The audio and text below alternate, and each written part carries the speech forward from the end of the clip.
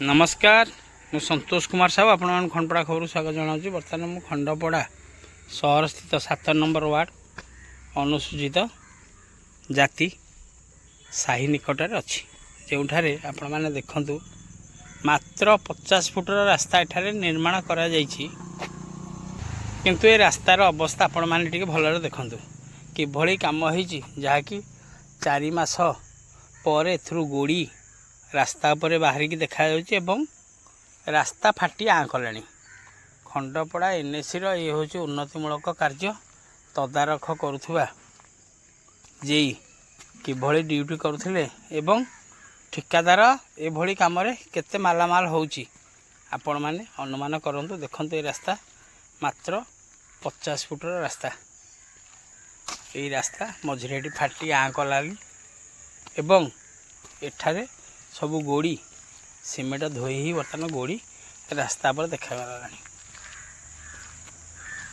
जदि यही अल्प टिके रास्ता को यही भली कार्य करा जाउछि खंडपड़ा एनएसी तरफ रास्ता केते दिन जीव एठी मध्य दायित्व रे थिबा जेई कर भूमिका संदेह भितर रहउछि। सी मध्य बहुत दुर्नीति रे संपृक्त थिबा अभियोग होइथिला जाफल बर्तमान बदली हो जाइए खंडपड़ा एनएसी रु।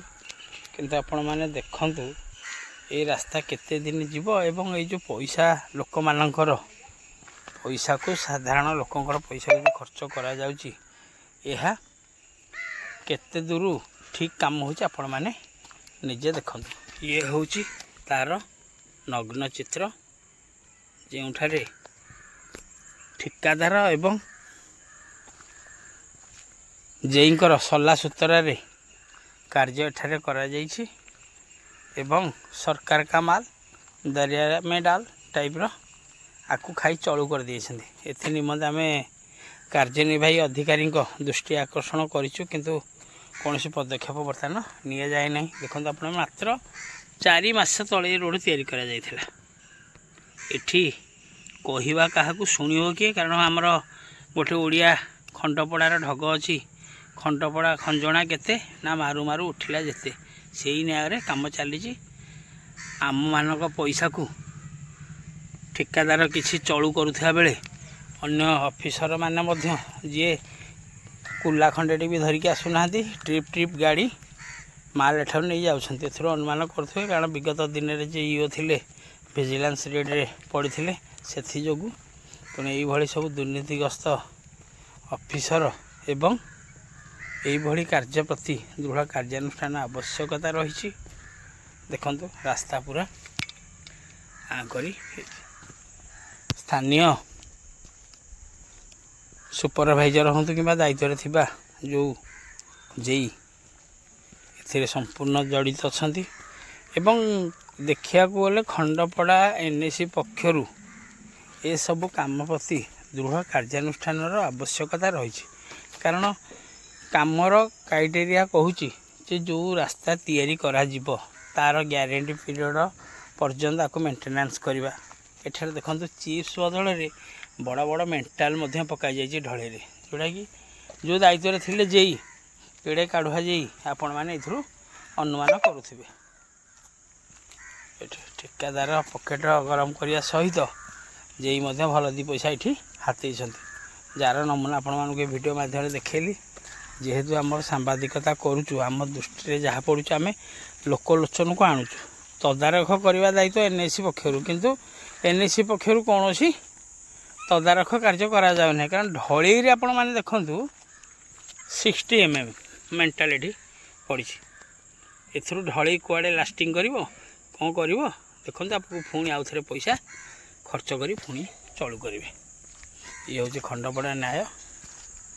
तेणु देखा जाऊ एप्रति खंडपड़ा एनएसी तरफ आगामी दिन में कौन सचेतनता बा कौन पदक्षेप नि ता तो आगामी समय ही कह।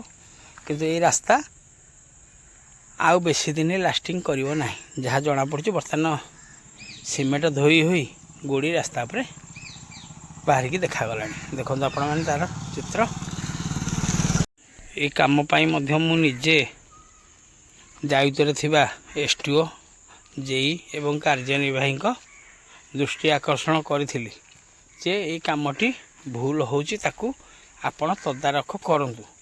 କିନ୍ତୁ କୌଣସି ପଦକ୍ଷେପ ନେଲେ ନାହିଁ, କିଛି ପଇସା ହାତେଇ ଦେଇ ଚୁପ୍ ବସି ପଡ଼ିଲେ, ଯାହାଫଳରେ ବର୍ତ୍ତମାନ ଏ ରାସ୍ତା 3 ବର୍ଷ ଜାଗାରେ 3 ମାସ ହିଁ ଲାଷ୍ଟିଂ କଲା। ଦେଖନ୍ତୁ ସମ୍ପୂର୍ଣ୍ଣ ଗୋଡ଼ି ଫୋଡ଼ି ବାହାରି ଯାଇଛି। ଦେଖିଲେ ମଧ୍ୟ ଏ ରାସ୍ତା କ୍ଲିଅର ଯେ କେହି ଜାଣିପାରିବେ କିଭଳି କାମ ହେଇଛି, କେତେ ନିମ୍ନମାନର କାମ ହେଇଛି।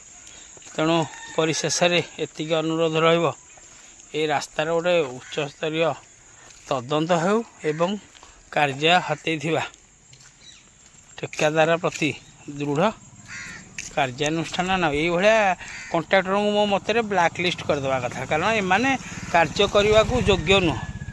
ଏମାନଙ୍କର ଯେଉଁ ମେଣ୍ଟାଲିଟି, ଖଣ୍ଡପଡ଼ାରେ କାମ କରି କେବଳ ପଇସା ଖାଇବା ପାଇଁ ୱାର୍କ ଅର୍ଡ଼ରଟି ହାତେଇ ଦେଉଛନ୍ତି, କିଛି ହାତ ଗୁଞ୍ଜା ଦେଇ ମନ ଇଚ୍ଛା କାମ କରୁଛନ୍ତି, ଯାହାକି ଖଣ୍ଡପଡ଼ାର ଉନ୍ନତିରେ ବାଧକ ସାଜୁଛି ଏଇଭଳି କାମ। କାରଣ ବହୁ କଷ୍ଟରେ ଗୋଟେ ରାସ୍ତାରେ ପଇସା ଖର୍ଚ୍ଚ କରାଯାଉଛି, କିନ୍ତୁ ଏହାଦ୍ୱାରା କେବଳ ଠିକାଦାର ଏବଂ ଦୁର୍ନୀତିଗ୍ରସ୍ତ ଅଫିସର କିଛି ମାଲେମାଲ ହେଉଛନ୍ତି, ନଚେତ୍ କୌଣସି ଲାଭରେ ଆସୁନାହିଁ। ଆପଣ ଦେଖିଲେ ଏଇ ଚିତ୍ର। ତେଣୁ ଏଇ ଭିଡ଼ିଓ ମାଧ୍ୟମରେ ଆପଣ ନିଶ୍ଚିନ୍ତ ମତାମତ ଦେବେ। ଆପଣଙ୍କର ମତ ଅପେକ୍ଷାରେ ରହିଲି।